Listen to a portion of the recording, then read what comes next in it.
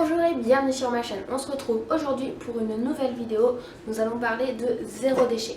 Je vais vous présenter aujourd'hui ma recette de déodorant maison. Donc c'est une recette qu'une amie m'a conseillée sur un blog. Je vous mettrai le lien si vous voulez en barre d'infos.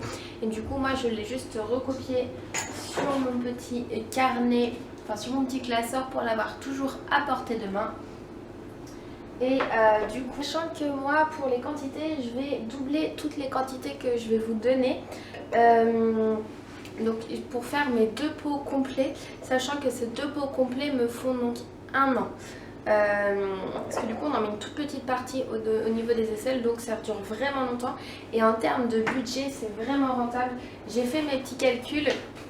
Donc sachant qu'en plus tous les ingrédients je ne les rachète pas à chaque fois, mais je vous ai quand même mis le budget de chaque ingrédient. Pour tous les ingrédients j'en ai pour 27 €, suivant après les endroits où vous prenez les articles, etc. Ça peut bouger, mais on entrait entre 27 et 30 €, donc pour 1 an. Et du coup si vous prenez des déodorants de grande surface, vous en prenez un par mois, voire un tous les 2 mois. Si vous en prenez un par mois, on est à peu près à 30 € du coup pour l'année. Si vous en prenez un tous les 2 mois, on est à 15 € forcément, on divise par 2. Sachant que pour ce déo, j'ai pris un déo basique à spray en grande surface, vous le payez à peu près 2,50 €. Voilà, si vous prenez forcément un déo bio ou un déo à billes, ça reviendra peut-être plus cher. Et donc là, forcément, faire son déo maison, c'est vraiment rentable. Sachant qu'il nous faut donc de la cire d'abeille, de l'huile de coco, de l'amidon de maïs, du bicarbonate de soude et de l'huile essentielle de Palmarosa. Donc ces 5 ingrédients, ça nous coûte 27 € et ce pour 12 mois. Donc comme je vous disais, sachant que je ne rachète pas tout à chaque fois. C'est vraiment juste la cire d'abeille et l'huile de coco qui sont en plus grande consommation. Mais du coup, en plus comme je les utilise pour autre chose, voilà. Mais en termes de budget, c'est vraiment rentable. Et c'est surtout mieux pour mon corps, je préfère. Et en plus, l'avantage de ce déodorant, c'est l'efficacité. J'ai essayé énormément de déodorants et vraiment, celui-ci est magique. À la fin de la journée, je n'ai aucune odeur. Vraiment top. Le seul inconvénient qu'il y a avec ce déodorant, c'est quand on le met avant ses vêtements, ça arrive qu'il tache parce que du coup l'huile de coco ça tache les vêtements. Donc il faut faire attention quand on s'habille, quand on le met avant les vêtements. Sinon il faut le mettre après s'être habillé et en faisant attention. Parce que du coup c'est un déodorant qui s'applique en fait directement avec les doigts sous l'aisselle. Donc on va passer directement à la recette. Donc on va commencer cette recette par mettre à chauffer de l'eau dans une casserole pour préparer son bain-marie. Ensuite, une fois que ceci est fait, on va peser la cire d'abeille. Là, sur ma recette, il me faut 6 g de cire d'abeille. Voilà. Et donc du coup, moi je vais en mettre donc le double, c'est-à-dire 12 g.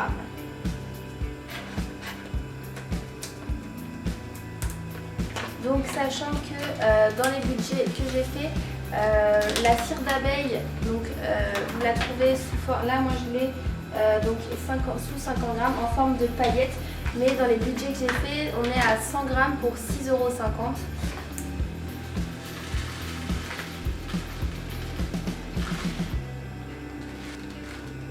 Donc la cire d'abeille, c'est ce qui va permettre au déodorant de se solidifier et donc de bien se tenir compact. Une fois que j'ai ma cire d'abeille, je vais pouvoir la mettre à fondre au bain-marie. Donc je prends ensuite un autre bol afin de peser l'huile de coco dont j'aurai besoin tout à l'heure. Pour l'huile de coco, il faudra donc pour la recette 40 g et donc moi je vais mettre 80 g.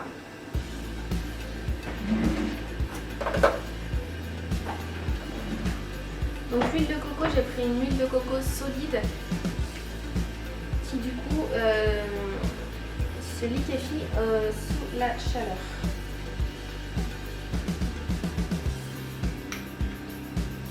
L'avantage de l'huile de coco, c'est que ça a des vertus apaisantes pour la peau. Donc pour les personnes qui ont des peaux sensibles, ça c'est génial ce genre de recette.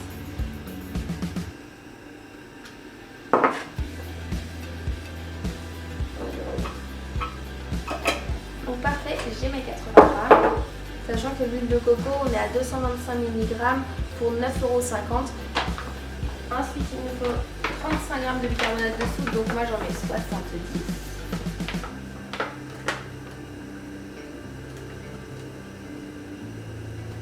Hop, 70 grammes.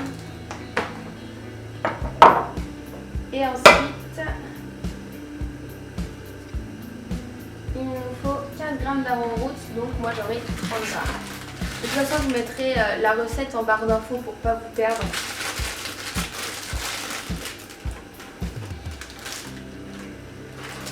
Donc c'est tout simplement de l'amidon de maïs, donc vous pouvez le trouver soit en magasin bio, soit en grande surface.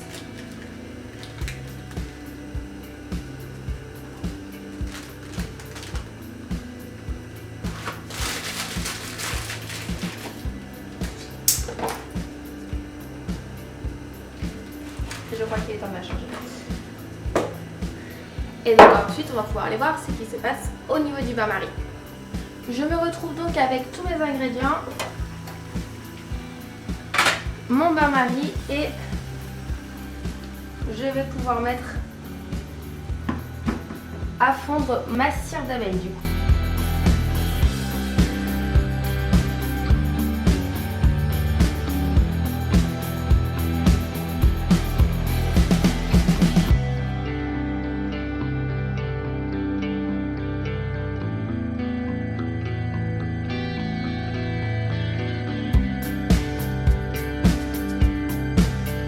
Une fois que tous les copeaux sont dissous, comme on peut le voir, on va ajouter l'huile de coco.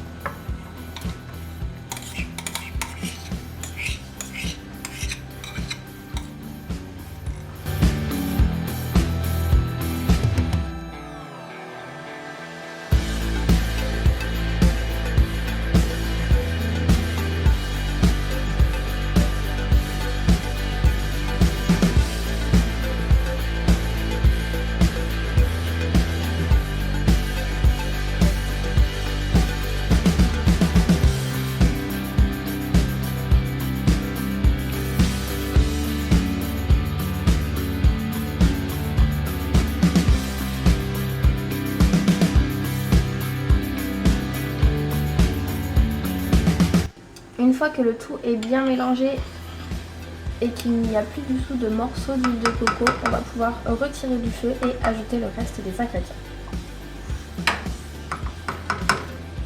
Donc on va pouvoir ensuite ajouter le bicarbonate de soude. Le bicarbonate de soude va avoir des propriétés du coup antibactériennes. Donc bien le mélanger.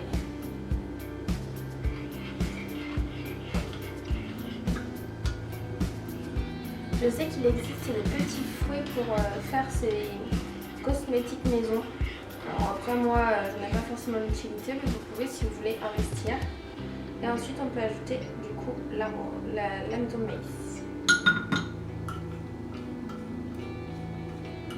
Aussi appelé l'arrowroot.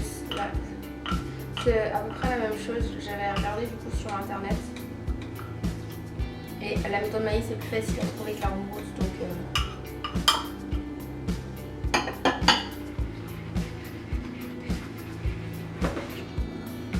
essayez d'enlever le maximum de coco.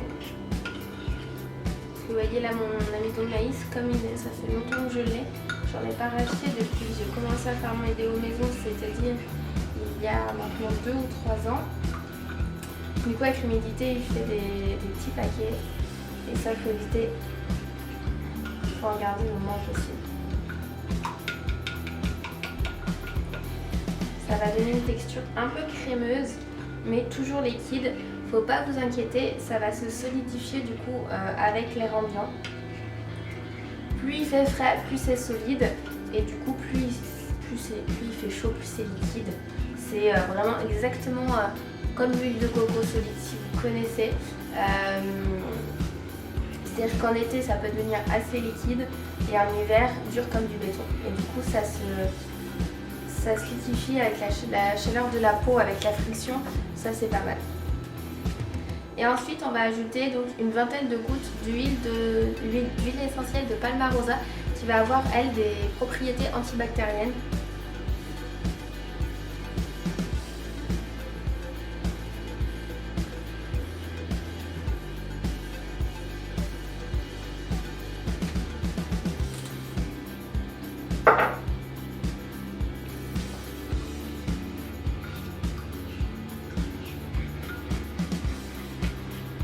Du coup, une fois que ma texture est bien crémeuse, je vais pouvoir la mettre dans mes pots.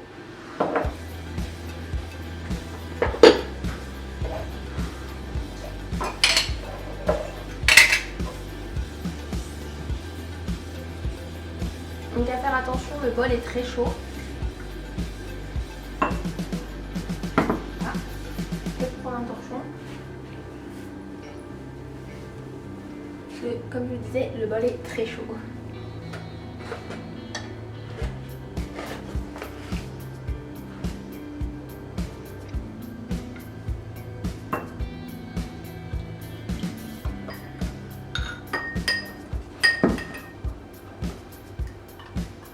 Là, finalement, c'était les quantités pour un pot, j'avais le doute.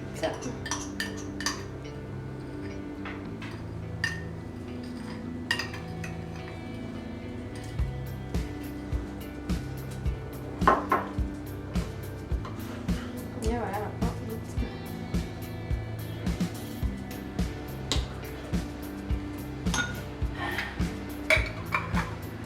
Et donc, on peut refermer le pot. Donc, comme vous avez pu le voir, les quantités que je vous ai données, donc doubler les quantités de la recette originelle, c'est pour un pot et donc c'est pour 6 mois. Je le fais du coup tellement rarement, donc qu'une fois par an, que je ne me souviens jamais les quantités nécessaires pour 2 pots. Et je crois que je me fais avoir chaque année. Du coup, je vais en refaire pour en avoir pour 2 pots pour être tranquille pour un an. Tout simplement. Du coup, je vais pas vous montrer ça, vous avez suivi la recette, j'espère que cela vous a plu. Si c'est le cas, n'hésitez pas à lâcher un petit like et à vous abonner à ma chaîne, c'est juste en dessous. Et sur ce, je vous fais plein de gros bisous et je vous dis à très vite. Allez, bisous mes loulous. Et donc comme on peut voir, ça c'est celui que j'ai fait tout à l'heure avec vous, c'est déjà solide. C'est encore un peu mou, ça va encore solidifier. Vous voyez, là il est en cours. Donc après, plus il va faire froid, plus ça va être du coup solide.